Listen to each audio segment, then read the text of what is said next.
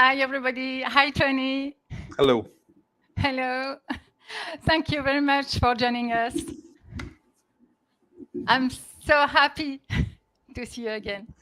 Yeah, good to be here. Happy to be here again. Thank you very much. And for my auditors and the others, so the video, the movie will be in English. I'm sorry, but you will have the subtitles after then. Don't worry. So I'm very happy to receive again Tony. He came in my Chronicles a few months before.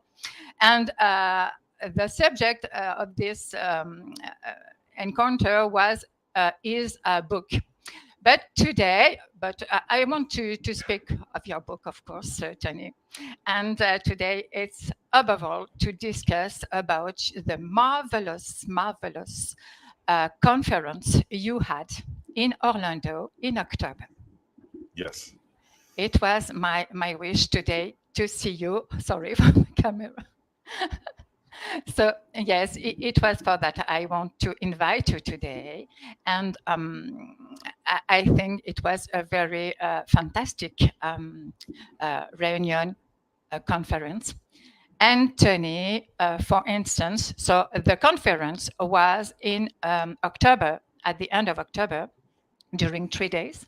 That's right. Mm-hmm. And in Orlando. Okay. The name of this conference was Galactic and Spiritual Informers Connection. And there is a site on YouTube, on internet, because I think there will be another one in the next year. I believe that. Yeah, I believe it's in the planning for next October, I think right around the same time in October.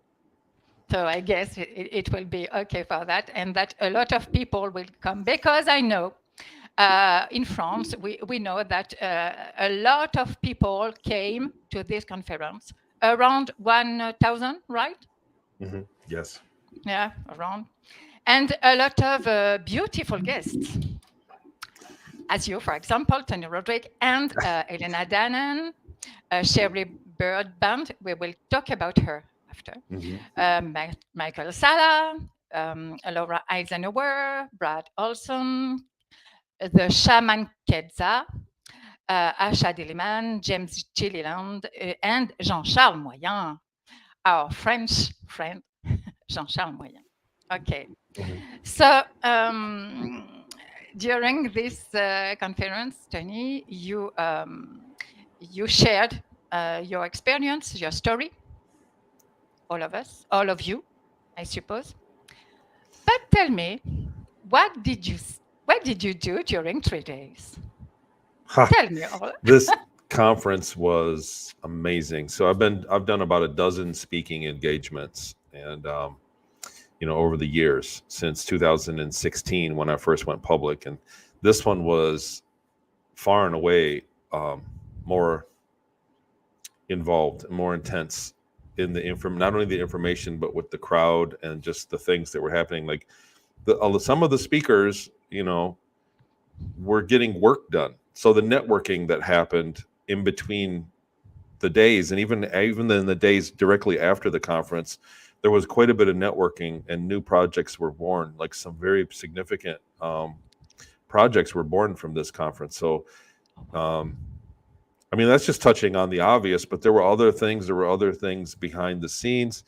We did a speaker dinner. There were people there. There were sightings. People were getting pictures of ships that were flying over the.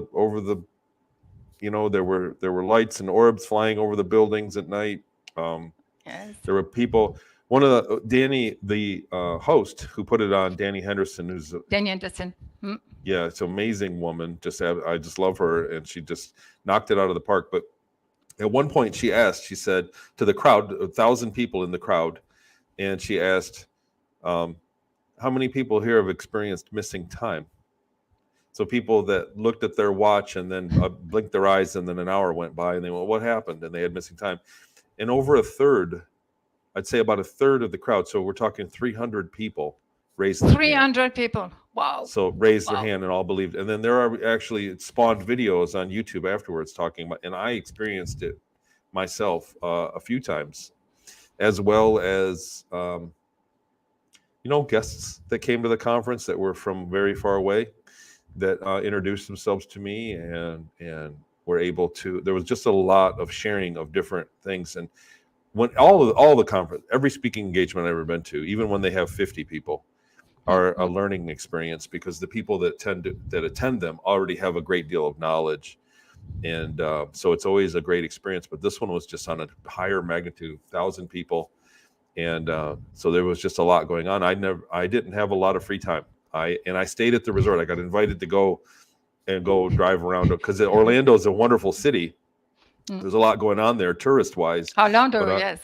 But I never really did much. I just stayed at the resort. There was always something going on. So. Yes, and what are the subjects? The main subject you put on the stage, apart to speak about your stories, of course. What are the subjects?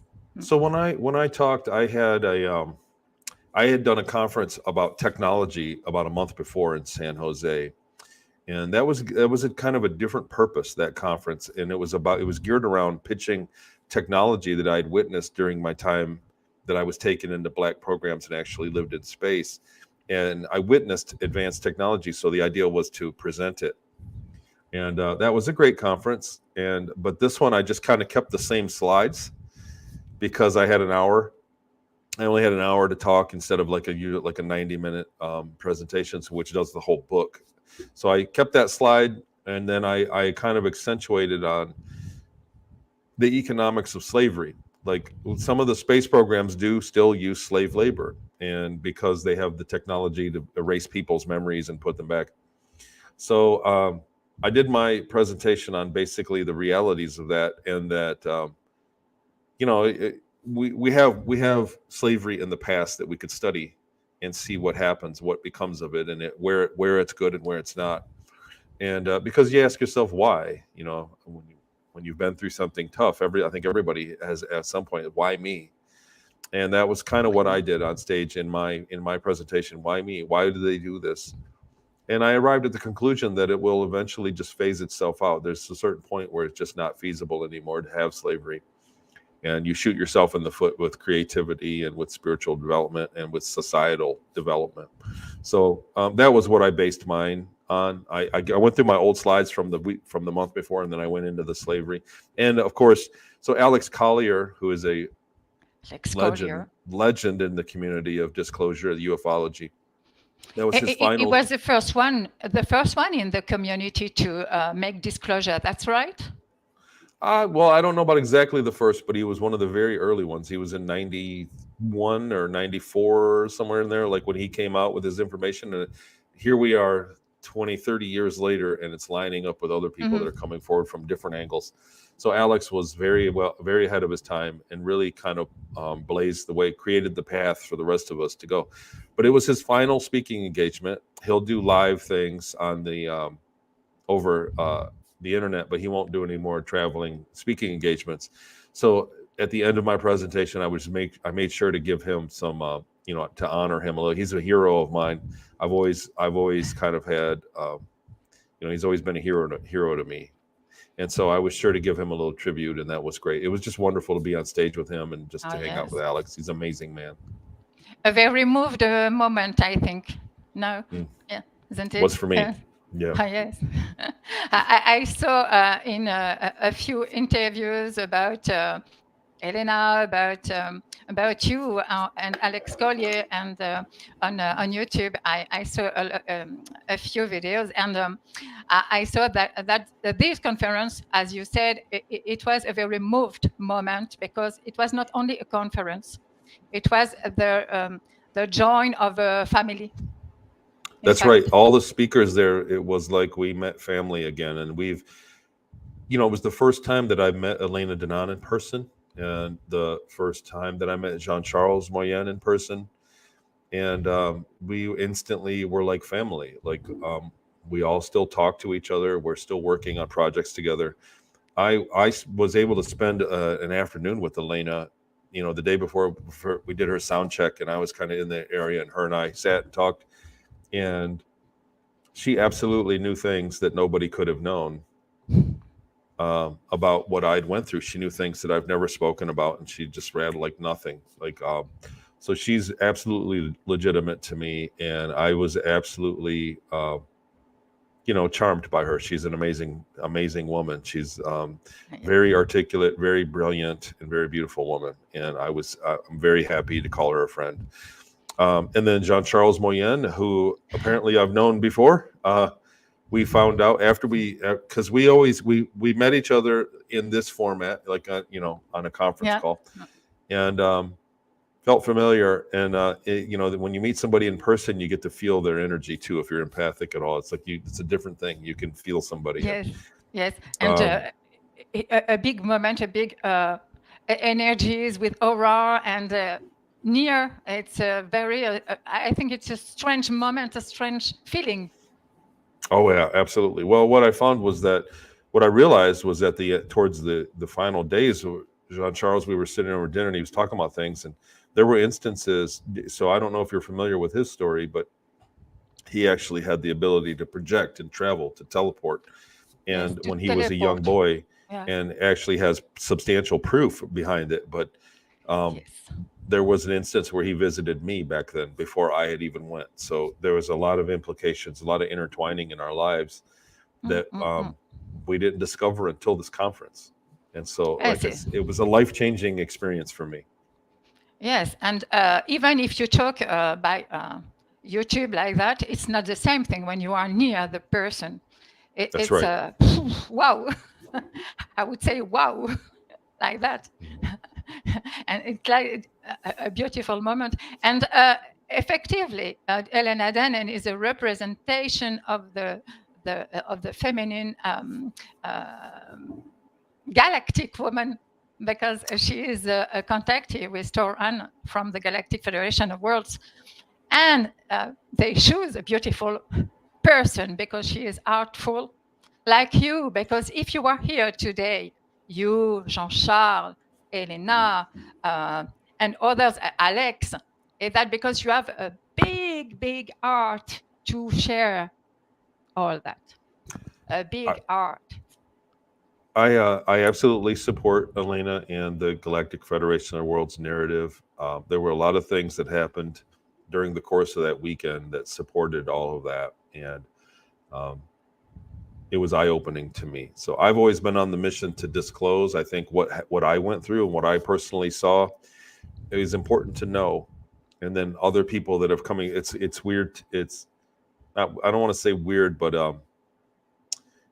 little unexpected and very inspiring to have other people like Elena, like Jean-Charles, like Chris O'Connor, and people come out and layer on their own experiences and it line up with what I've been sharing all along, what I remember to be true.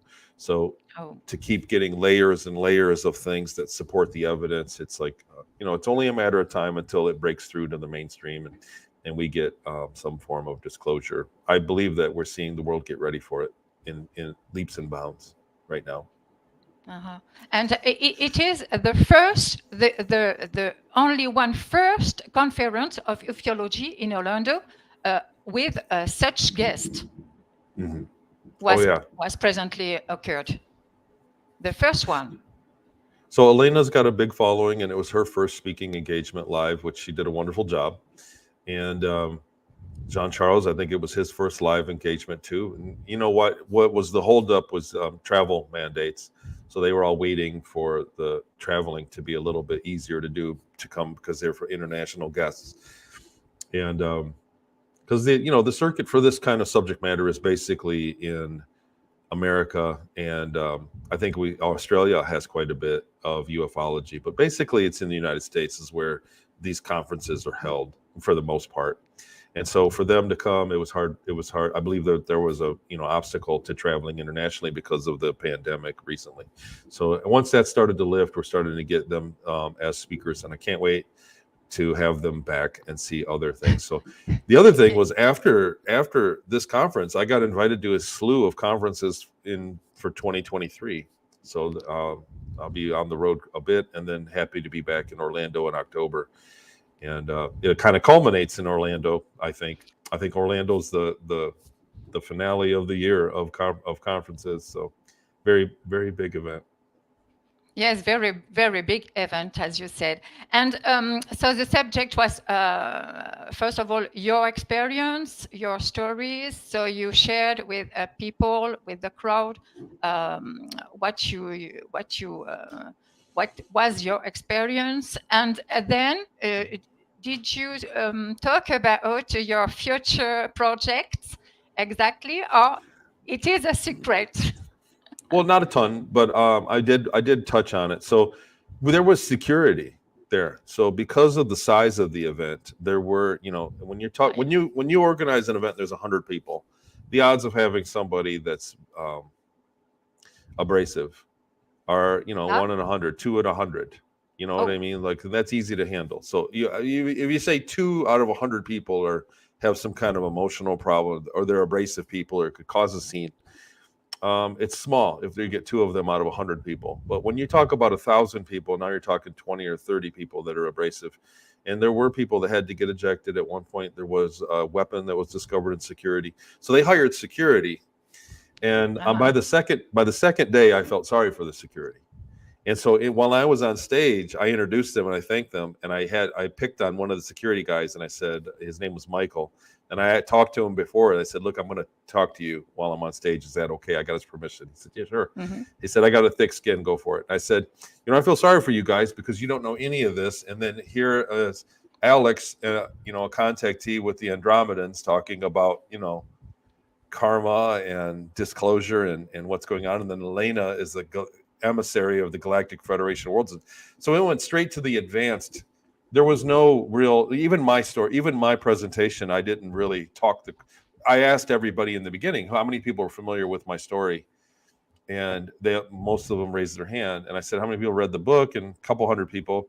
But I said, well, who doesn't know my story? And who has never heard of me in this room? And it was the security guards and about 20 people out of 100 raised their hand. So the crowd was very up to speed with the subject matter. And so the security guys were hearing, they weren't getting the explanation. They're just hearing advanced contact stuff. So I felt sorry for them, and I kind of brought them along while I was talking. I tried to slow it down, but in an hour, there's only so much you can do. And but it was fun. It was fun for that. And like I said, this conference went immediately to the advanced subject matter in the disclosure community. When we're talking about the secret space programs and the ETs, the Galactic Federation of Worlds, and what's going on and the efforts to disclose. There's quite a bit going on in our solar system right now. Okay. And did you speak about the actual events of the awakening of the giants? Because I see that Quetzal, for example, is speaking about that.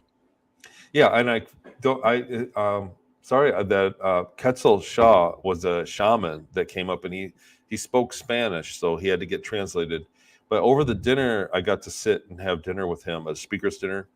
And I just want to say this before I go on about his information, is that we were doing toasts and we were talking around, and he had somebody translate, and it was one of the most beautiful things I'd ever heard anybody. I can't repeat it, often, but I was moved to tears by what he was saying. He was a very, very profoundly wise man, and he was doing clearing blessings in there, and just a very profound testimony. And I stayed out Saturday night so late that I missed him on Sunday. I regretted that, but I'll watch the video when it comes out.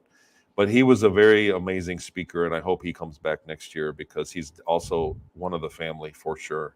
And his information was all about the portals and how there's actually a lot of similarity between lore. And I don't want to butcher this. Is not my field. This is not my lane, and not exactly my wheelhouse. But that there's a lot of similarity between the lore of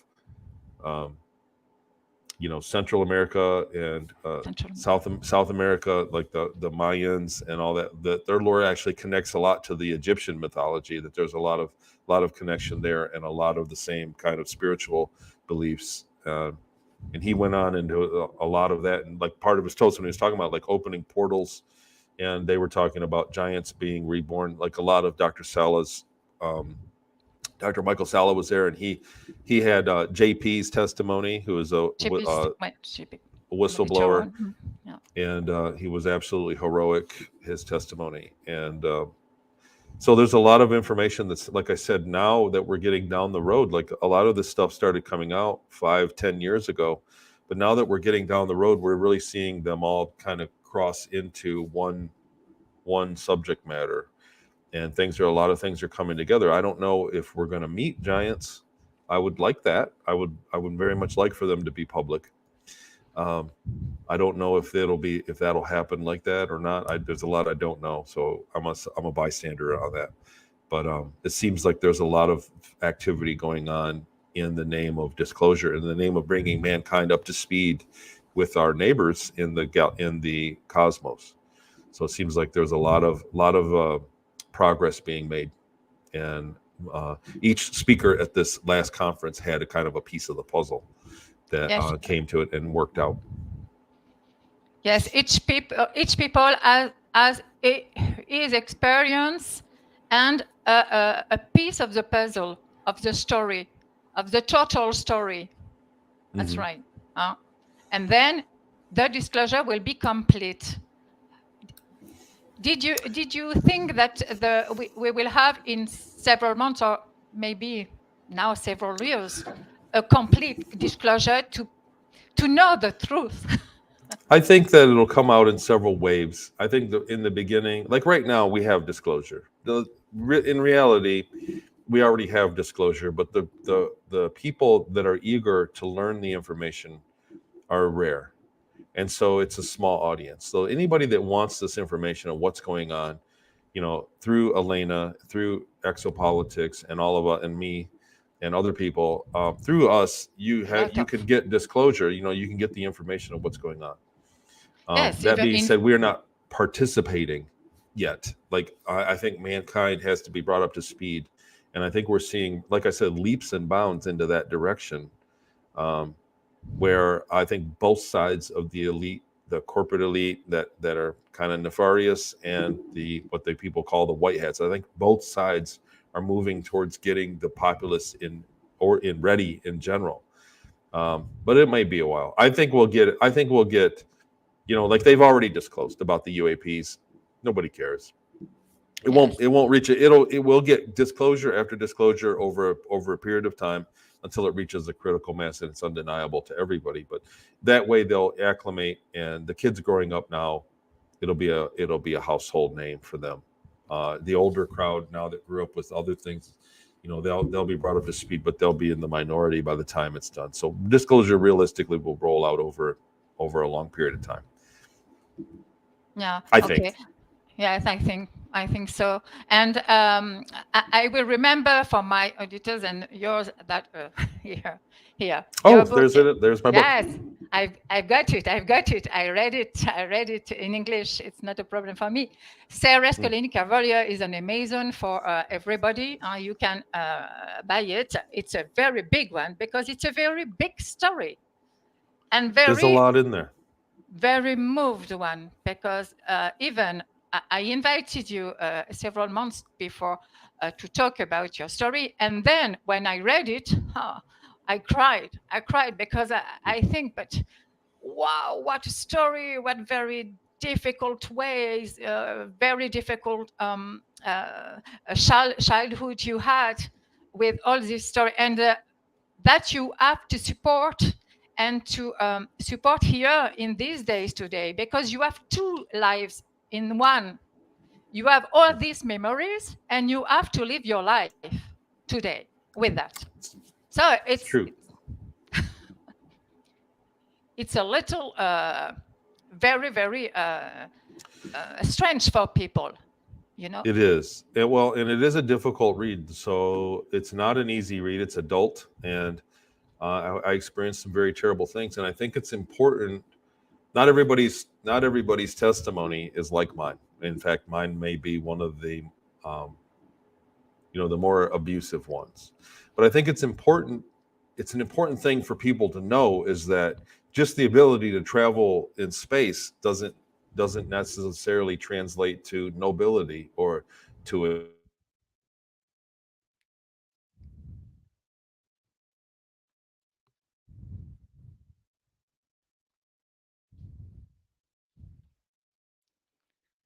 Hello, hello, hello, Tony. We lost Tony. He will come back. Don't worry. Don't worry. Hi, hi. Hello, Tony. It's very far. He is in USA, in the American States. So, je vais en profiter pour dire bonjour à Daniel, à Manon et à toutes les personnes qui seront là aujourd'hui pour regarder la vidéo. I lost Tony. So I'm alone now. Bon, je suis à nouveau toute seule. Eh bien, écoutez, il va revenir, il n'y a pas de problème. Sûrement un problème d'Internet. Donc, écoutez, j'en profite pour vous remercier de suivre les émissions. C'est une émission spéciale aujourd'hui parce que j'ai eu l'occasion d'avoir Tony.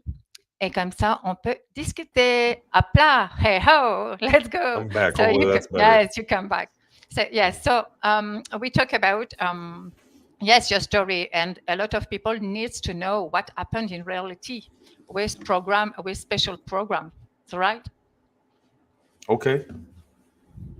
Yes, tell us about because when we are in the disclosure now, as you and me and other people in the ufology fields, so we learn, and I learned this fact 3 years ago, only 3 years ago. I didn't know absolutely nothing about that, about the SSP, special program, special spatial program. Secret space. Secret. Yes. That's right. SSP programs. And that some people are taken to take part of programs, military programs, and to help as slaves.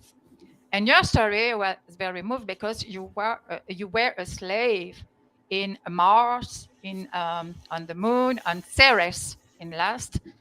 It's what we talk about in my first Chronicles, and this story is a part because you were, for instance, if I know in my thought that you are the only one slave that talk about your experience, because the other was not similar. It was very more diplomatic ways, more telepathic, to use telepathic aptitudes, to use them as military, yes. But you had a very different experience. I think a lot of people that are taken for the labor have a different, different classification, different things they're trained for. So people that are taken into the military because of the way they're trained and they're enhanced, they tend to get their memories back. Where people that are taken in for hard labor don't get enhanced very greatly physically. So they just go in and do labor. So they don't tend to get their memories. They don't tend to have the recall, plus they're abused. So I was somebody that was an anomaly for the most part. Like, this is something that I may have been built. I have to really look at my whole purpose in life and why I, that was something that meeting my friends in Orlando really made me think about was that quite possibly I was built for this. I was made to go in and come back and tell the story of what it's like, so that people know that they've gotten away with a great deal of abuse, and they've gotten away with a great deal of larceny for a long time with mankind. So because they had the ability to erase your memory, they helped themselves to the ability to abuse people that may not necessarily deserve it. And so there has to be some kind of accountability. There has to be a realization that even though they do erase your memory, that some people do get through and do remember it, and that they have to have rules about the abuse and what they're doing. So I think a lot of people would volunteer. When you talk about slavery, you talk about the nuts and bolts of working without compensation. I think a lot of people would volunteer to go into space and work a regular, humane job and live another 20 years and live up in space and not be compensated very much for that, just because you get so a lot of people would take that. But the problem being is that there was a lot of abuse as well, because they're going to erase your memory. So there are some things to iron out. They can still have cheap labor up there. They could still have people that would participate, but they need to obey by a certain set of moral standards that they currently don't have, or at least they didn't when I was there. So maybe that's why I remember things. Maybe that's what I was sent here to do. And I'd like to think large like that, but I'm just overall, I'm just a big fan of the mission of disclosing, so that people understand that we don't live in the world that we think we do. We live in a much more complicated, they have technologies that we can't dream of that they're using on us. So there are very advanced technologies in your phone, on your computer, that you're unaware of. And they have a great deal of technology available to them. Our leaders do. So. Yes, what is absolutely crazy is that you imagine a Star Trek movie in reality, or a Star Wars movie, and it's real. That's right, and it's very important for people to understand the nature of life. And this is something that it's funny. This is another big thing of overlap, and I want to kind of jump right into this. I've said it all along. So I did my first. I was investigated, basically researched when I got my memories back in 2015. In 2016, I began to speak publicly and do interviews.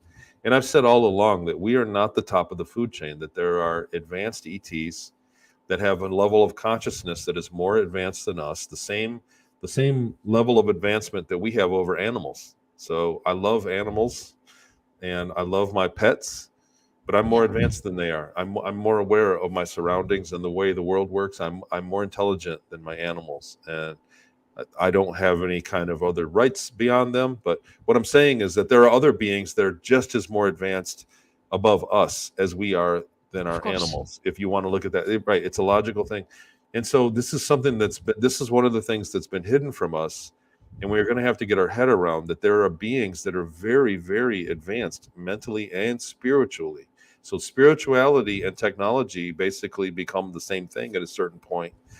And so people need to start aspiring to be better people and have a better moral structure and better spiritual advancement. So that's something that we don't, for the large part, is discouraged.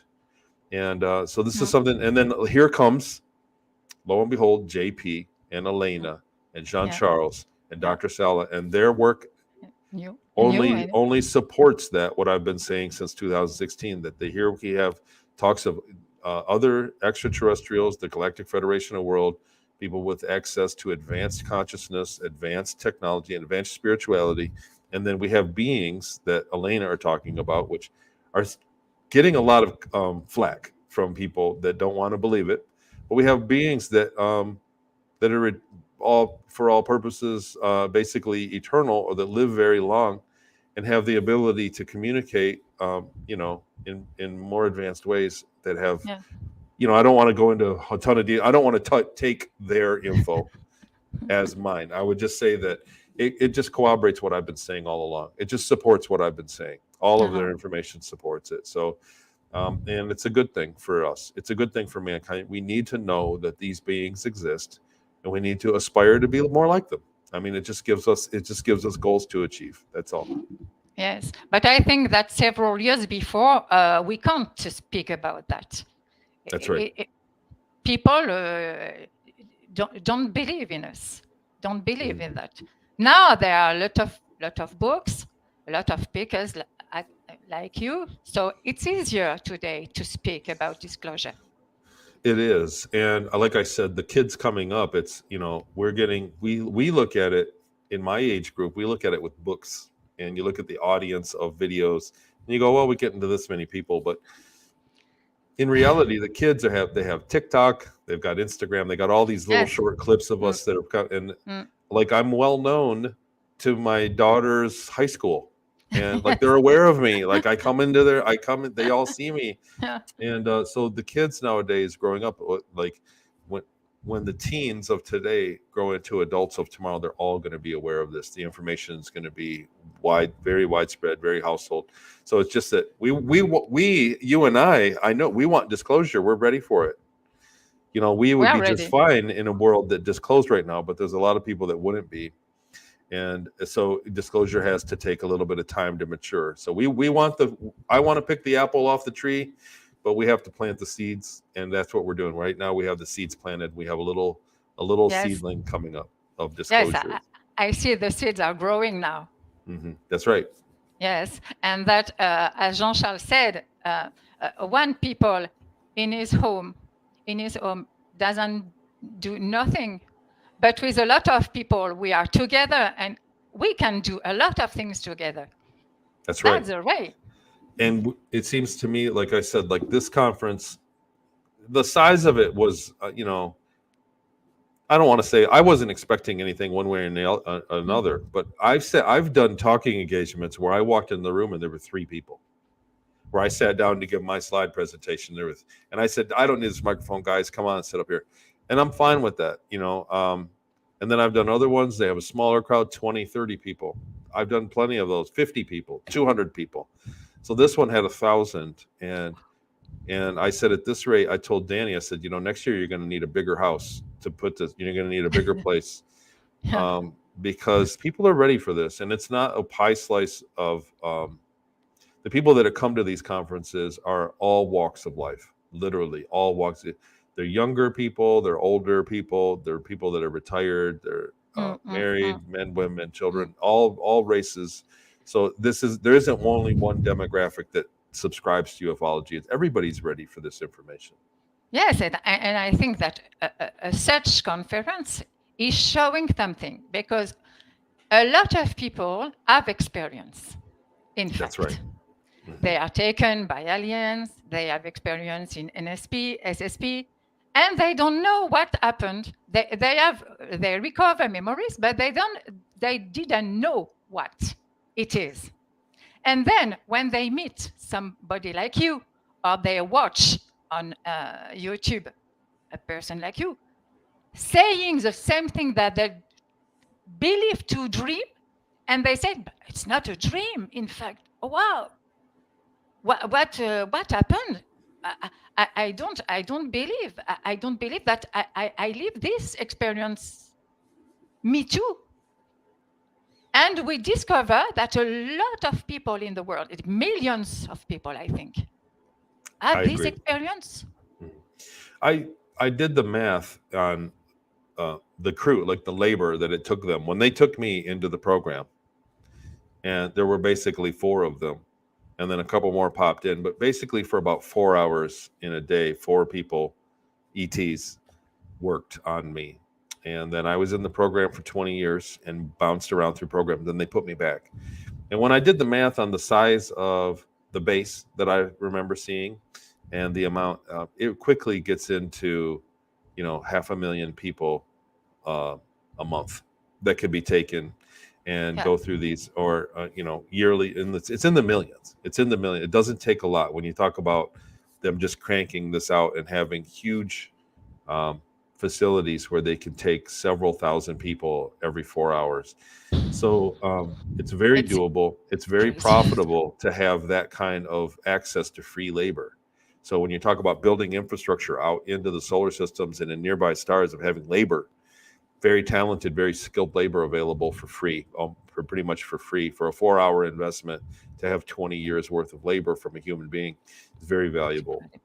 And so it makes perfect sense of what they've been doing and what they've been going on. Probably the whole time we've been here, probably for all of mankind's history, there's been an apparatus that was taking people in the middle of the night, using them in with these exotic technologies, with time travel coupled with cloning, who knows how many other things, and having access to free, or essentially free labor, skilled labor. Free labors, and that So- that is a contract, I believe, that the military government has signed with ET's aliens.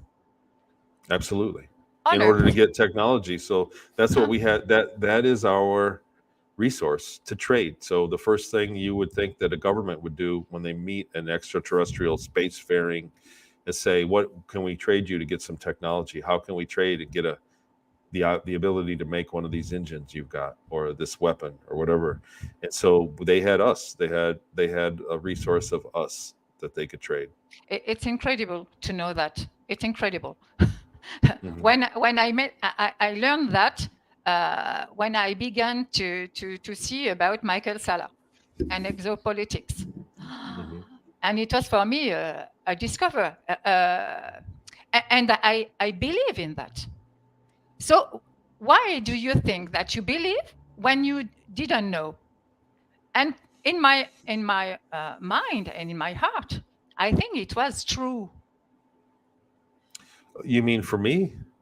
For me, for you too, yes, it's true. I always knew that something happened. Like, I always had bits and pieces of the memories, but it didn't make sense until Makes later sense. on, when I had kind of a like an event that brought all the memories back. But I Yeah. always remembered, like it's exactly how you said. So people that come to people that watch these shows, people that go and research ufology, most of them have had something happen. They've witnessed something that they shouldn't have witnessed. That doesn't make sense. So let them know that there's credibility to ufology. So most of the audience knows that there's credibility to what we're saying because they've had also strange experiences. So people that have had no experiences tend to be the skeptics, because, and there's an ego check in there. So they go, you know what, why them and not me? A lot of people go, why wouldn't they take me? I'm awesome. And so Why they go, me? nah, that must not be real. And so there's a lot of that in the ego. There's a lot of ego. But one thing that they've romanticized abduction as if, you're special or something. And that's what another thing about my testimony is, that it was not because I was special or lucky. It was actually something very bad that happened to me. And and after working with people that have come forward and talked to me privately, a lot of people have very bad experiences during their abduction. So a lot of people are Yes, of taken for course. wrong reasons. Of course. So the other intervenants in the conference, so we talk about Elena, Dr. Michael Sala, Laura Eisenhower. Laura Yes. Eisenhower is a very important person because she is the daughter of Eisenhower himself. Yes.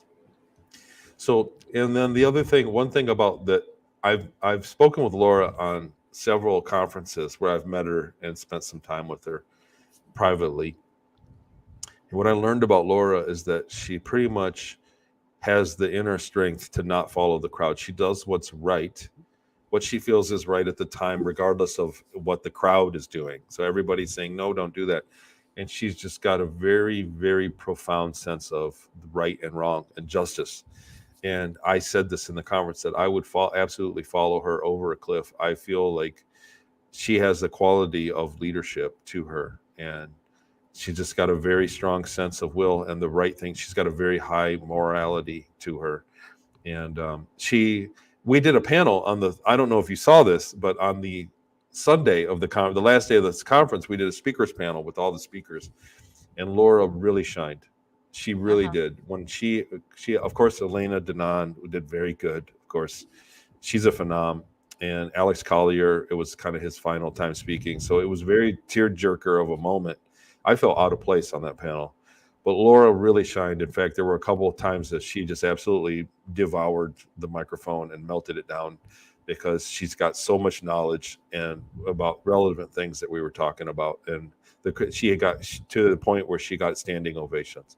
So Laura is an amazing person and very, great deal of inner wisdom and a great deal of moral compass about her. I just love her. I just love Laura.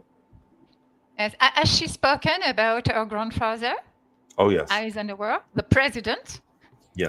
Yes, she mentioned it. You know, the Eisenhower, for some reason in ufology, comes under attack. So because of the confusion and because ufology has a lot of components and a purposeful disinformation campaign. So let's not forget this, that there are 3-letter agents. There are a lot of people that want ufology to fail. And so they invent the flat earth thing and they come out with all this other, we're getting people coming saying that they're official. I'm very skeptical of people that won't show their face. That's just me. That's, I'm going to say this in my personal opinion. Okay. If somebody comes out, I don't take criticism from people that don't, that are anonymous. They come out and criticize people and say they're no good. So like I said, Eisenhower has taken some heat, like that he did something wrong or sold us out to the ETs. And I think Laura has done a fine job of defending that. And if Laura Eisenhower is any indication of what her grandfather was like, that he was a stand-up guy. Okay, good. Okay.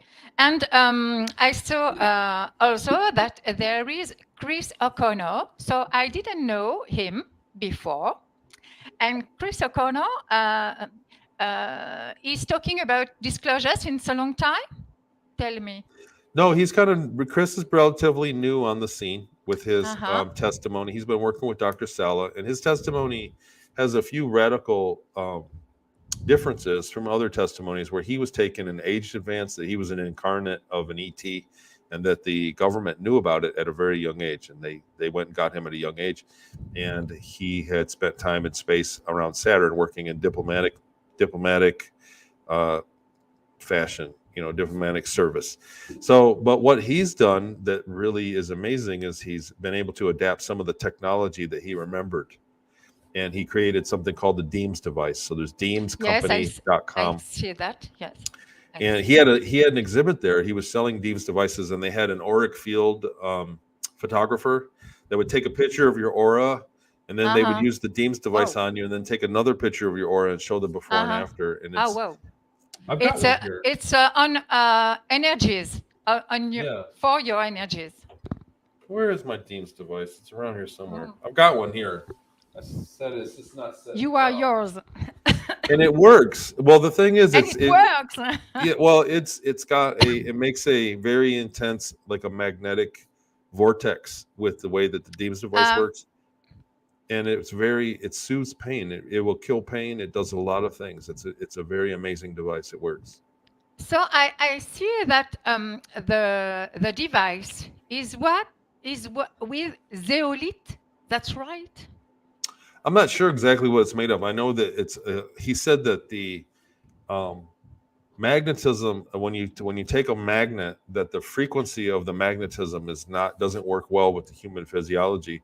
But what he does is he passes it through beeswax and a few other things, and it's like 13 magnets, and then a very powerful magnet that turns the field, and it changes the frequency of the magnetism to work with the human physiology.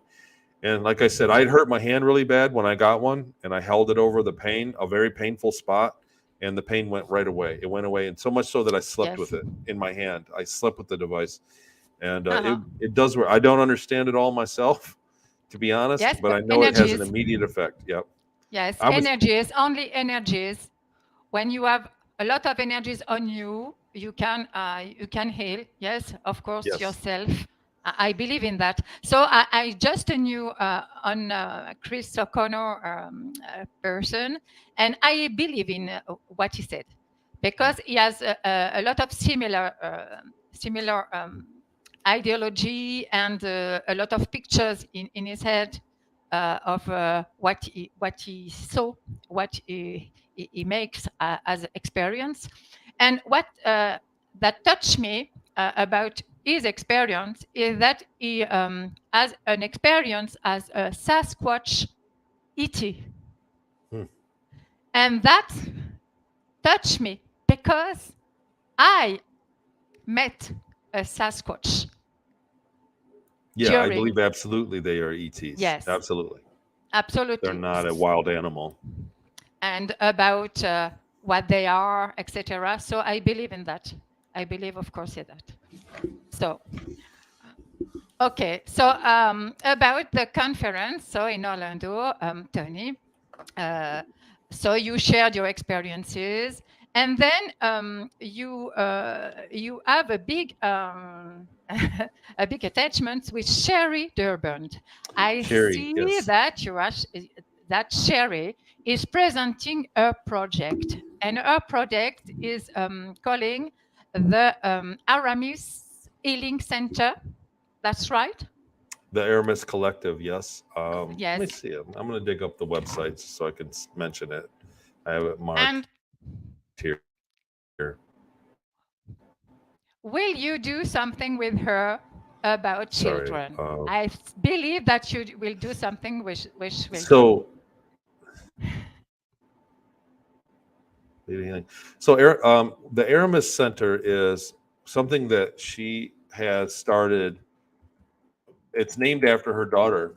Her daughter's name is Aramis, and what it is we all know Aramis creativelearning.com. So that's the website.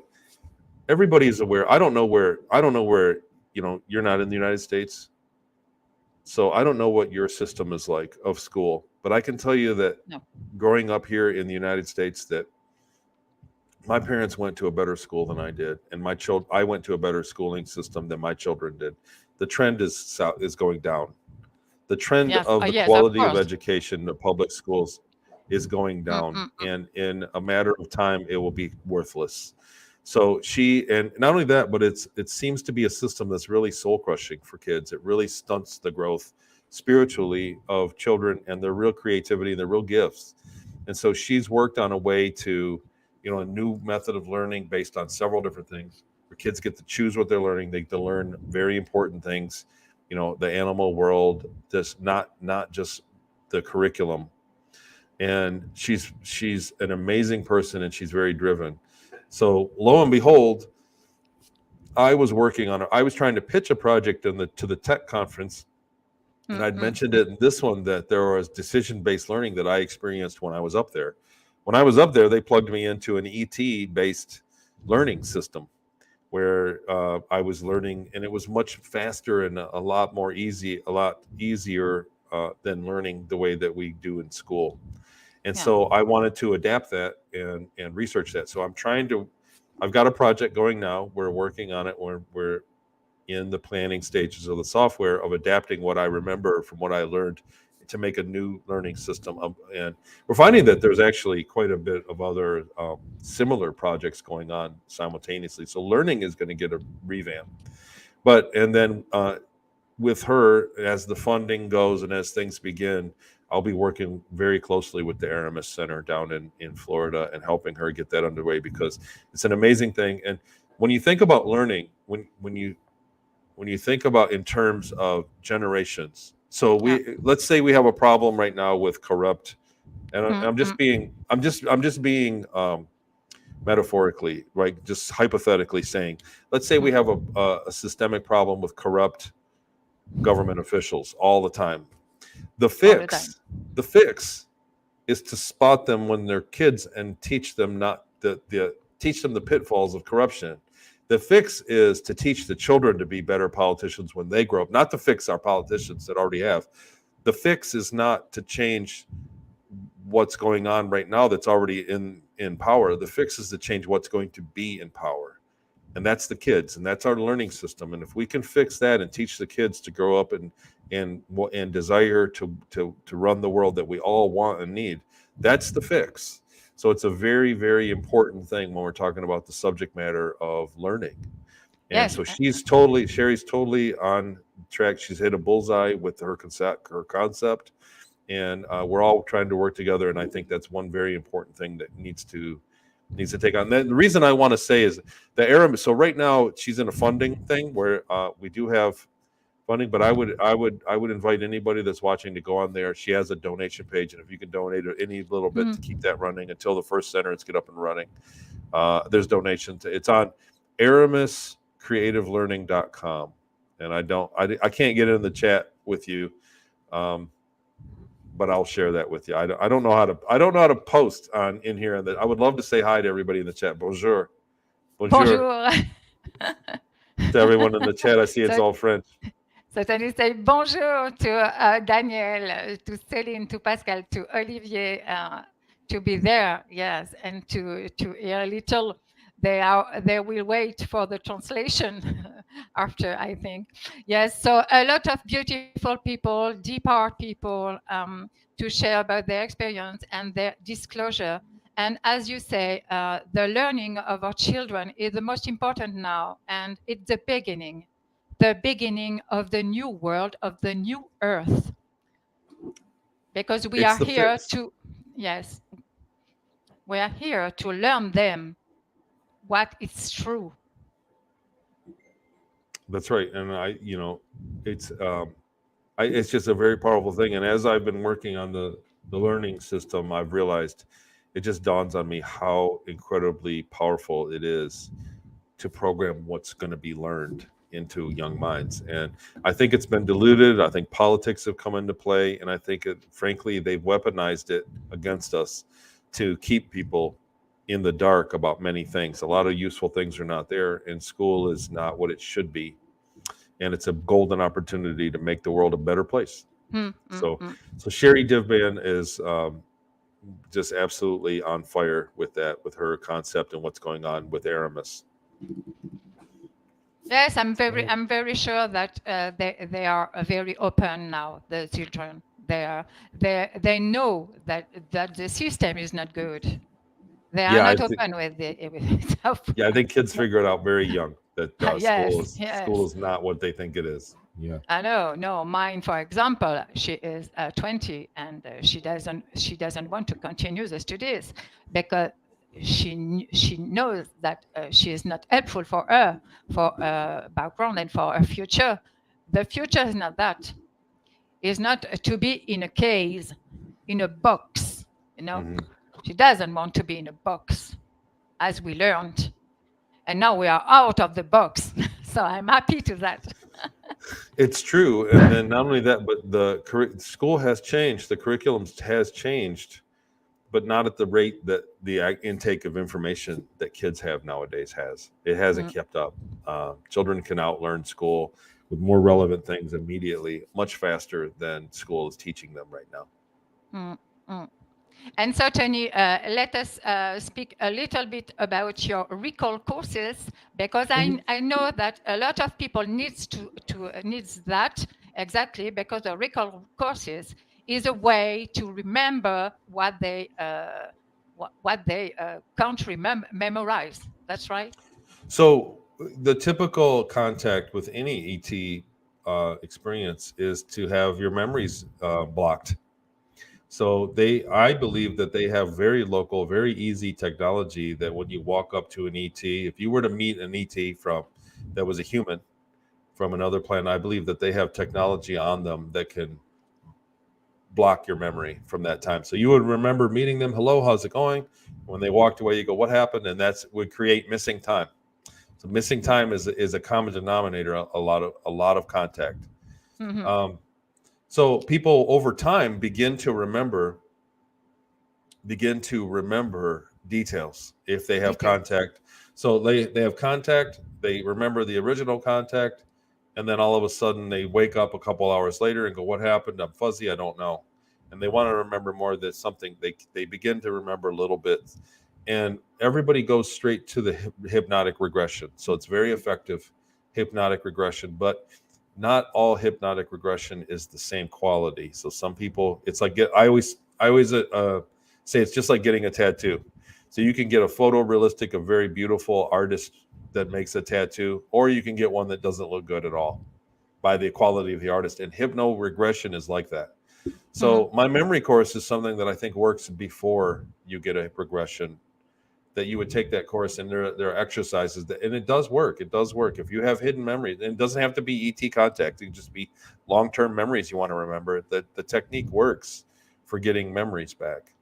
And, yes, I know that it works, because, for example, I had one of your members, and I think I will have this person in my future chronicles to speak with her because she took your recall course because she memorized some details, as you said, and then with your courses, it was very brilliant after that.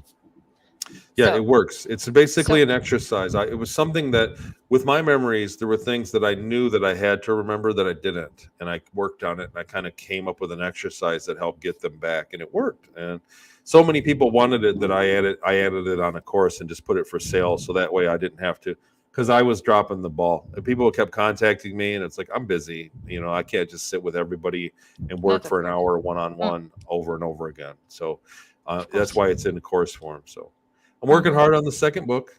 The So release. I wanted to tell you, so there will be a second book, right? Yes. Oh, wow. Working hard on the second book, and that is due to be released in April. April. Oh, wow. Yeah, that's when that'll be released, and then I'll start working on the third book. Is going to be kind of like talking about this, like going on shows and talking about my normal life that after going public, like what happened. I think that there's a lot there that's worth reading. So, but the second book is going to cover the 10 years that was in Series Colony, and cover a few things in the beginning, and just some holes in the book that are I meant to tell in a second, in a companion story. I didn't want to dilute the information as much as I could, and then really I could still be working on Series Colony Cavalier. Yes, of course. Yes. I could still be working on it. And there was a point where I said, I have to get this done or I'm never gonna. And so we just wrapped it up in nuts. So there's things missing out of the book. So you have recovered others' memories since the first one? A little bit, but not a ton. But it was things that I knew, but I just so there was a lot of things that I had in the book originally that were just kind of irrelevant. That, you know what I mean, to the whole story of it. Like I could go on and on about, what my day at work was like, kind of. No, thing. I think that the whole story is on the first one. When you know that, you know whole.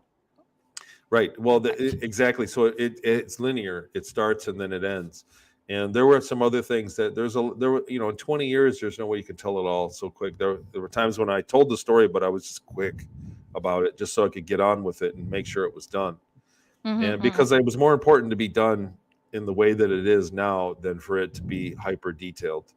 And so the second book is kind of like a step back, and I'm talking about the 10 extra years that was in there, and some things that happened when I was a child. It's going to go all over the place. So far it looks like it's going to be a pretty good book. Yes, it will be a good thing to have another one to read, and thank you for that, because without you, without others, we put it on writing. It's better for people to learn in reading. Maybe they prefer to read. It's a different audience. That's right. Yes. So, Tony, what do you want to add about the Orlando conference to finish, to conclude, if you want, about the Orlando conference, for example? Did you see ships on the top of the hotel? Because I saw some pictures. I didn't personally, but I had some very strange things happen to me there, and I'm just going to leave it at that. I don't want to go into a lot of detail, but I would say that the Orlando conference set the bar very, very high for ufology in general, and changed my life completely. I'm a different person because of that conference, and so I've got really.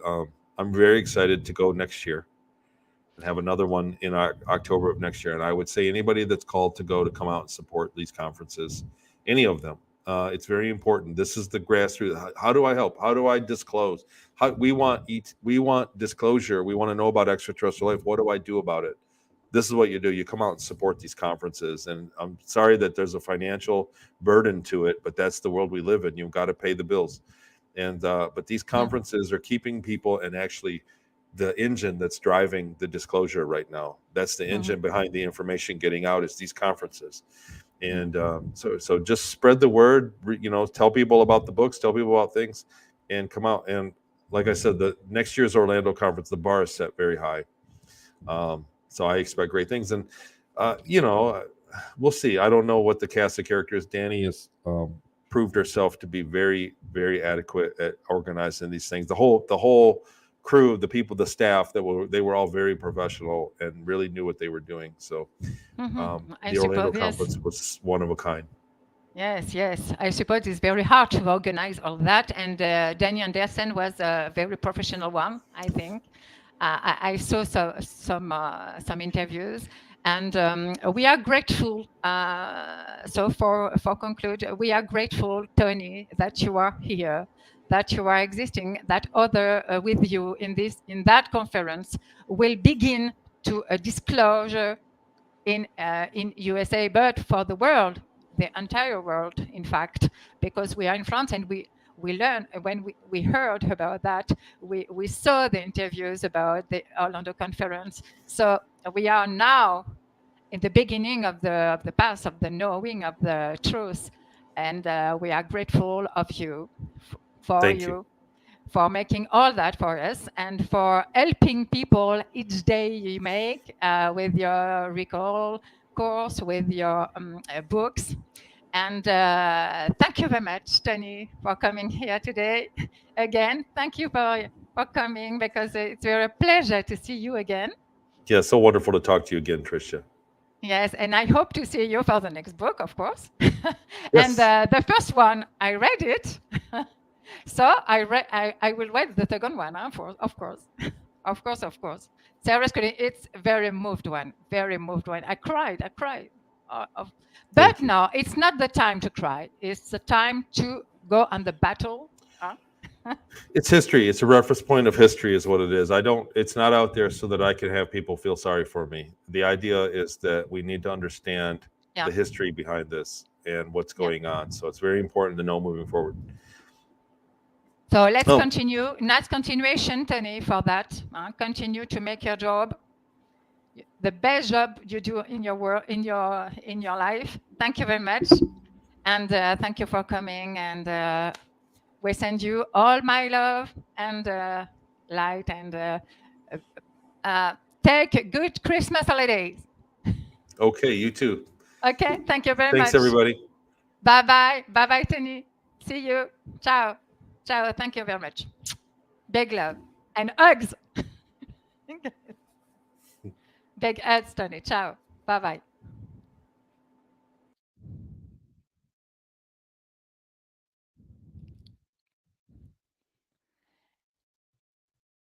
Eh bien, nous remercions Tony Rodrigues d'avoir accepté notre invitation. Ce fut une invitation spéciale comme ça, sur le grill de dernière minute. Je remercie toutes les personnes qui étaient dans le chat, qui ont suivi l'interview. Bon, ce sera retraduit, ne vous inquiétez pas, vous pourrez voir ça tranquillement. Et puis, écoutez, on fera une chronique prochainement. Dans le courant de décembre, avec une invitée. Donc, ce sera la surprise, vous verrez ça, pour finir l'année. Voilà, tous ensemble, comme d'habitude. Et puis, écoutez, je vous souhaite une bonne fin de dimanche, une bonne soirée. Portez-vous du mieux possible. Et vous savez que j'aurai chez moi, nous vous aimons de tout notre cœur. À très bientôt. Bye.